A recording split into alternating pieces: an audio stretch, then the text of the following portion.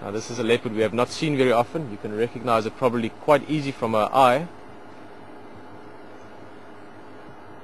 Interesting, the eye has changed slightly as well. I noticed last night it used to be a bit more bulgy. It seems like some of the pressure has actually been alleviated from that damaged right hand side eye. She's a blind in the right eye. This is Safari female,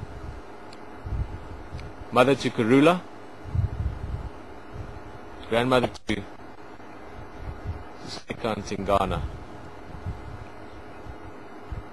and a magic leopard.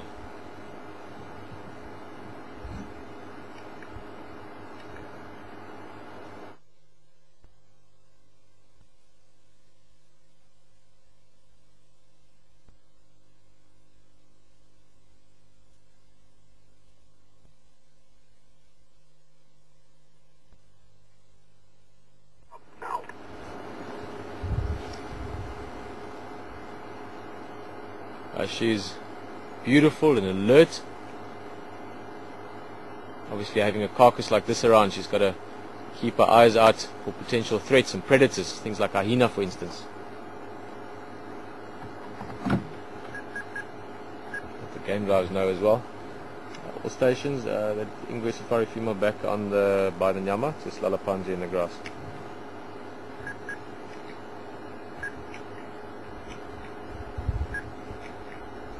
Radio is not working. Approaching Triple AM, I'll join you now. Cool, Abel coming.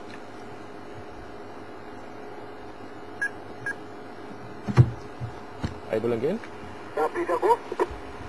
Yeah, so if I just seem to have a small matata with my other radio channel, I can copy a bit, but just for now I'll be on channel 1, and if you want to take it as your sighting for the next vehicles, and then I'll make space with what's gets here next, but I'll be on channel 1. Problem, thank you. Thank you. Just a bit of a radio thing to sort out as well. But yeah, she's absolutely stunning. Safari female was one of the leopards that in my early days of guiding here at Djuma was very active, generally speaking, in the Western Gari area. Often saw her around Boitella, around where our camp is now, Gari Wartol, and then over time she's migrated slightly to the west. So it's a leopard that personally as well has got great memories for me. Had spent many hours with her and some of her other youngsters as well, some of the leopards that aren't around anymore. I know a while back we also saw her briefly. Oh, look at that face.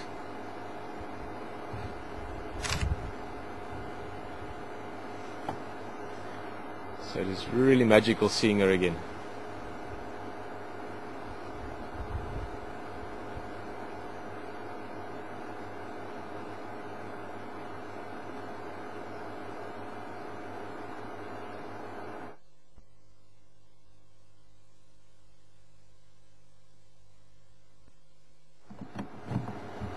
Thank you, Alex.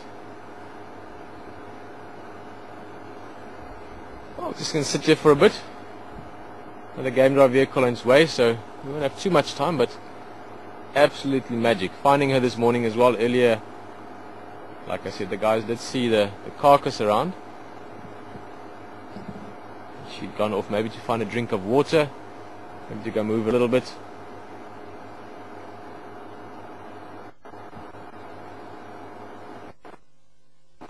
She's back.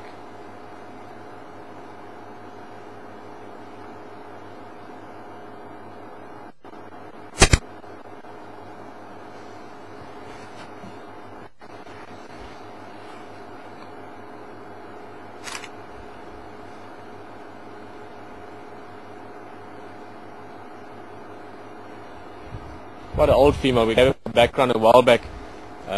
Also, Rexon has obviously known this female incredibly well. He's known her for many years. Her at about the age of 13, which is quite old for a leopard. She hasn't been breeding in the last year or two.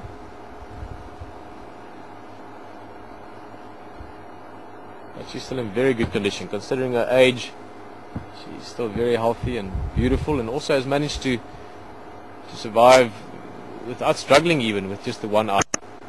Again, we mentioned it last time, but I'm sure many of you are wondering again some of her history. She lost that eye, the right hand side eye, that just sort of Used to be opaque, now it's got a bit of red as well. She lost that in a fight with the male leopard actually. Again, Rexon knows the details of it more. With the male called Shuvati. Leopard that used to be around here back some years ago. Shuvati meaning scar. He was an incredible leopard as well. Had a massive area that he roamed through. Photographed him many times, and I would ever have called him a pretty leopard. But he certainly had a sense of presence about him. And that's where the eye injury came from for Safari.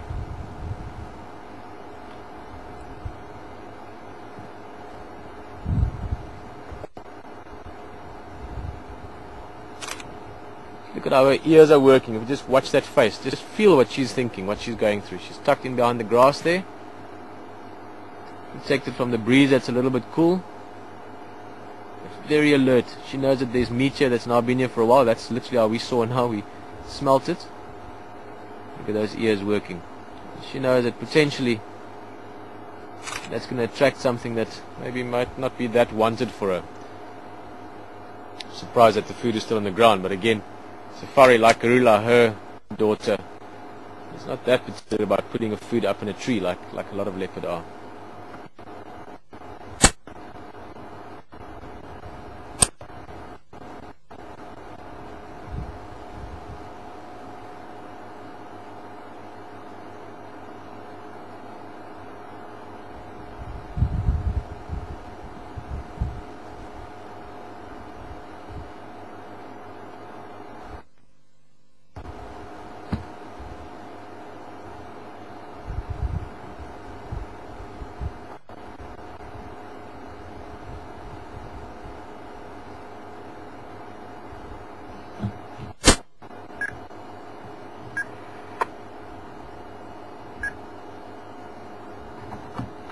Able again.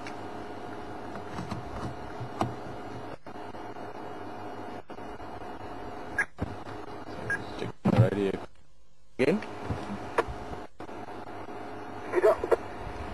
Yeah, I'm just checking. So I just came back onto this channel, clicked on my other radio. You still coming, Uncle? I'm still coming. Alright, so I'll be back on channel 1.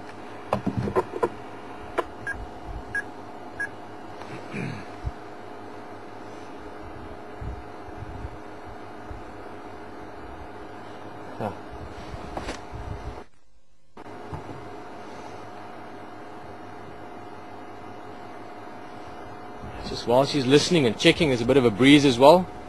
Always a bit of rustle in the grass makes animals a bit more alert. To give you an idea of where we're sitting, we're right in the very far western edge of that we move around in. And even though she didn't take the food up into a tree, she has sort of stashed it a little bit. Look there, just under the tree, she tucked it in. Actually, we saw some of it last night. She pulled it in there, and she was busy scraping some grass and cover over it. Actually more exposed now than it was last night. You can see the ribs there. It's also hidden from vultings, like obviously a vulture species back and so on, but also bateleurs, tawny eagles, quite a few of your other raptors that scavenge quite a bit.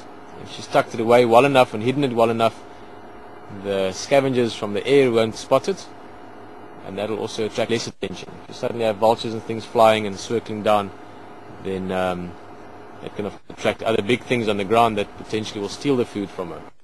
Let's have a last look at her. Funny, I just looked over at the monitor and you're already there. We'll put in a book. Same page, something we've known for a while.